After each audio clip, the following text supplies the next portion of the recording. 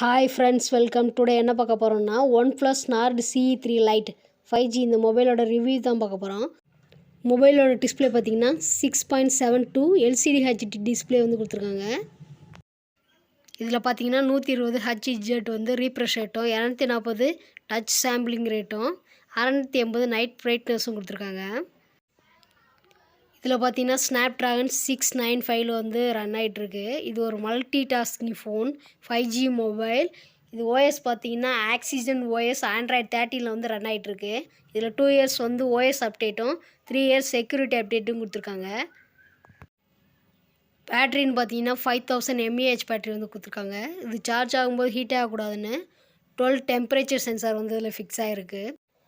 இது வந்து 67 watts fast charging support வந்து இதில் இருக்குது. இதில் பேட்ரி ஹெல்த் இன்ஜின் ஆப்ஷன் இருக்குது. அதனால இந்த பேட்ரி வந்து 3 to 4 இயர்ஸ் வந்து சூப்பராகவே உழைக்கும்.